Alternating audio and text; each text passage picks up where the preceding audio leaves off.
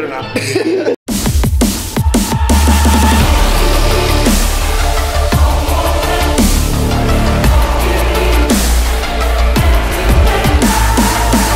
So it's about 7 in the morning. Boom. And I've been up all night long working on something. A lot of last minute editing that I did not get the idea to do until it was already like 2 in the morning. I wanted to go back and pull up all the best footage from Ari and I's relationship that I've documented over the years through YouTube. Download each individual video. Wait for each video to download. There's a lot of videos. Import all of them, which was like 5 hours of importing. Fortunately, I can start working and edit as everything's importing. And then it's a lot of just chopping up little bits from each video, tying it all into like a 1 10-minute-ish video. I think it'll mean a lot. And honestly, it was a really fun project for me to make too. But yeah, it's 7 o'clock and I haven't slept yet, and I need to be well rested because she gets off work at 9 p.m. and that's when we start our Valentine's Day. So I'll check with you guys when I wake up again at like noon or later. Good night.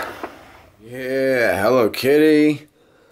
More Hello Kitty stuffed animals, a bunch of chocolates, 2 different heart boxes in there, and some other stuff. Vase number 1. I meant to, so I woke up at like 11:30, and I meant to bring the camera with me as I went to all my locations to set up for Ari's Valentine's Day thing.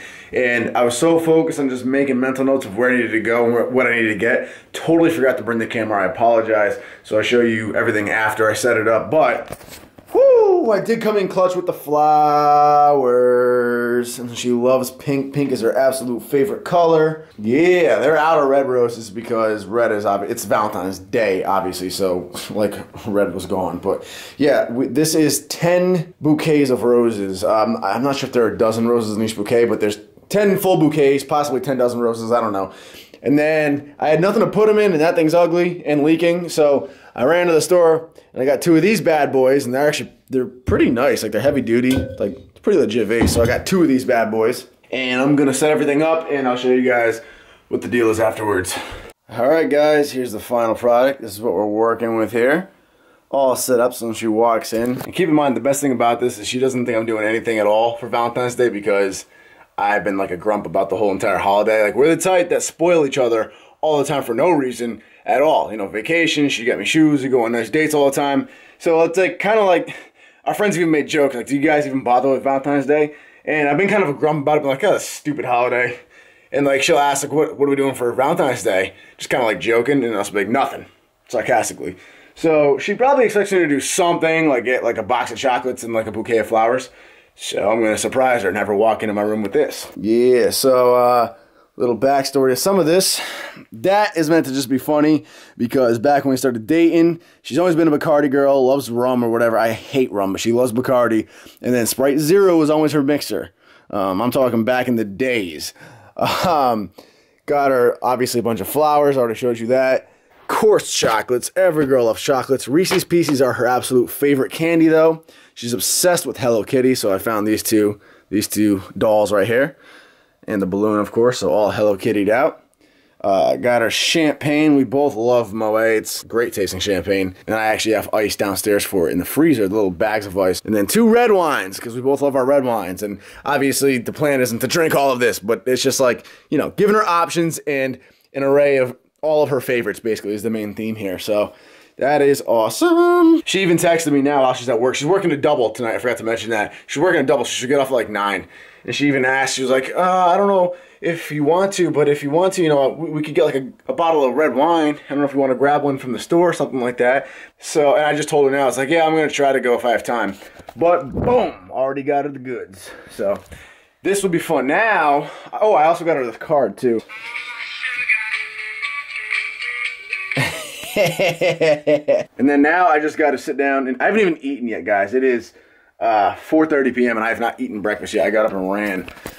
But got to finish this video right here. It's pretty much almost done. Just got to put the finishing touches on it. But I'm going to show it to her, sit down and watch it with her. I cooked some brand new rice. I made it about a minute ago.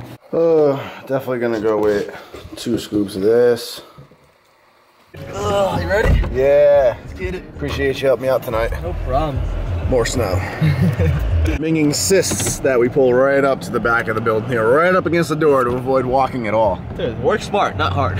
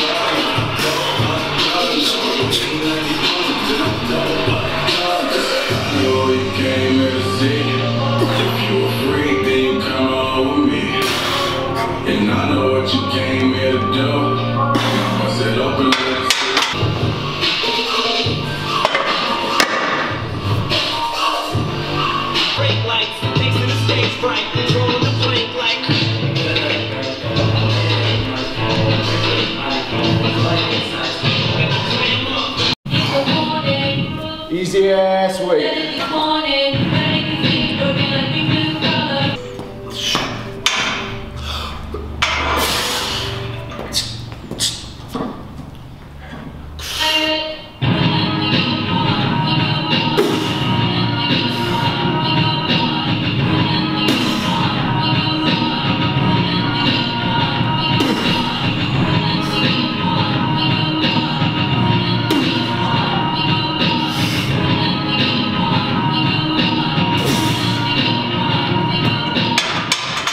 So that first set was easily my cleanest set, and this second set was actually my worst set, just because I lost my balance during it, and that only happened because I began kind of overthinking.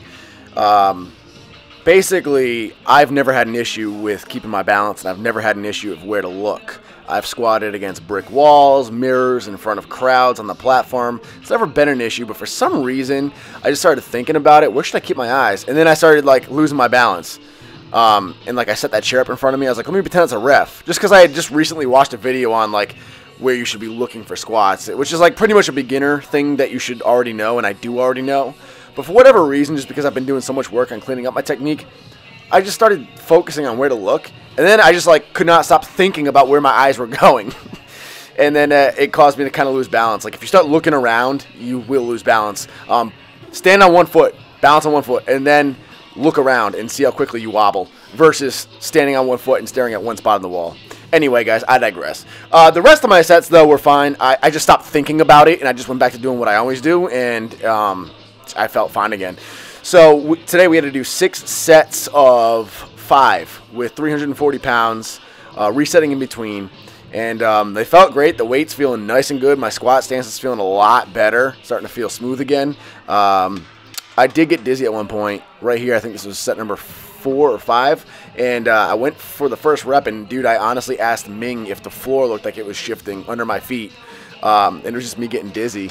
And so I took like a minute and redid that set, and the set finished fine, as you see here. But I literally was seeing stars and black, and like, I realized it was because I wasn't giving myself any rest time in between. I didn't even realize it, but like we gunned from warming up to our 5th set in the span of like 20 to 30 minutes.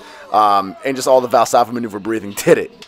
Man, we got here at like 7:40, and I was on set number 5 by 8:13. Didn't even realize how fast I was breezing through these sets. And then I started catching up to me, and I started getting real dizzy. That last set, man, I was seeing stars on that last rep.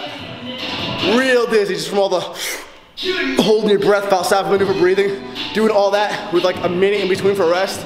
That was a big mistake. So, taking the extra few minutes now, and I'm gonna push up the 6th set, man. I'm gonna finish it off because the weight feels fine. I'm just dizzy as fuck. Look at that, man. Yeah, man. Literally, it was like, what'd you say, like a minute in between sets? Yeah. It wasn't on purpose. I didn't realize I was going that fast. I was just like energetic and pumped, and I'm the only one in the gym, so, you know, I'd sit down, catch my breath for a minute, and be like, all right, it's been a few minutes, get under it.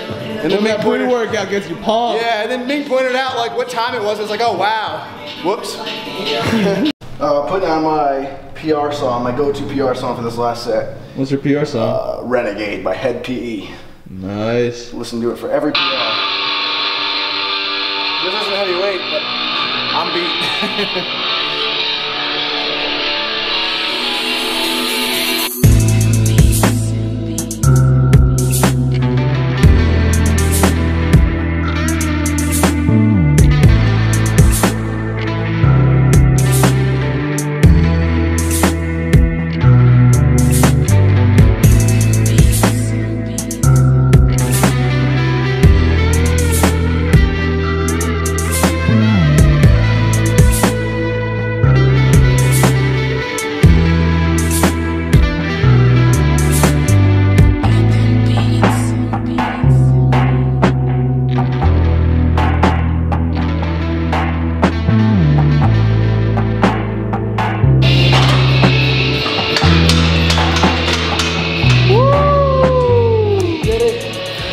So we finished squats, man, and now we're going to spoto pressing. I have to admit, there is nothing more exciting that makes you kind of smile than finishing up squats and knowing that you can bench now. Like, it's like a Dom Mazzetti video. You go into squat and all you're thinking about is benching. I mean, I love squats, don't get me wrong, but we all know benching is the funnest one. So to finish up squats and then being able to go and have a bench day, like, I don't have to wait another day to bench. Anyway, I gotta do spoto pressing, so I'm gonna warm up from scratch here, just like it's a fresh bench day, and I have to do 230 pounds, 4 sets of 8 reps. Now, 230 is not a lot of weight, but 4 sets of 8 reps, it's a decent amount of reps up there. That's like, what was that, 32 reps total? Yeah. 8, so yeah, so the volume's pretty good. Spoto pressing, again, spoto pressing is where you stop just shy of your chest, suspending that weight. So you're never letting the bar rest on your chest. You're never giving your arms a rest. They're constantly staying engaged to hold that weight above you. And then you push it up. And then when you go to do a real rep in a meet, and you rest it on your chest, I mean, granted, you don't want to ever let it fully rest, like sink into your chest, but when you can actually touch your chest, that'll help take some of the weight off of your hands for a split second, and you'll be able to blast it right up.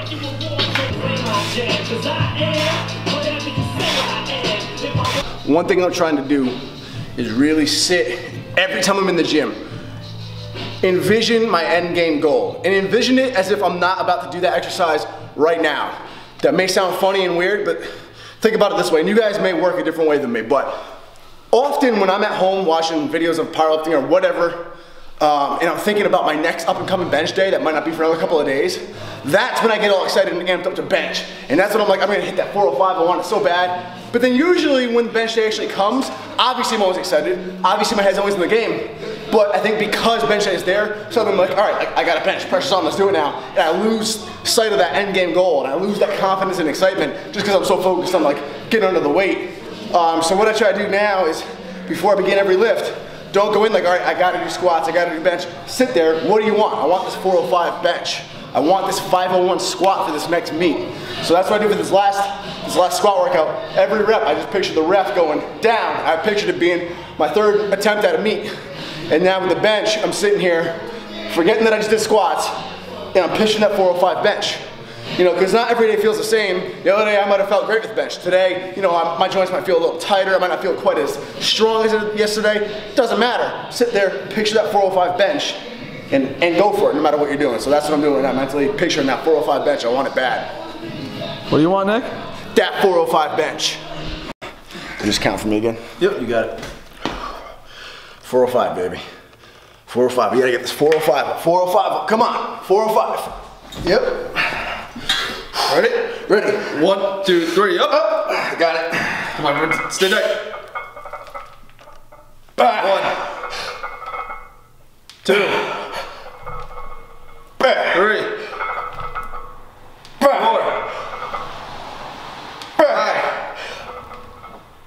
5, 6, 7. One more.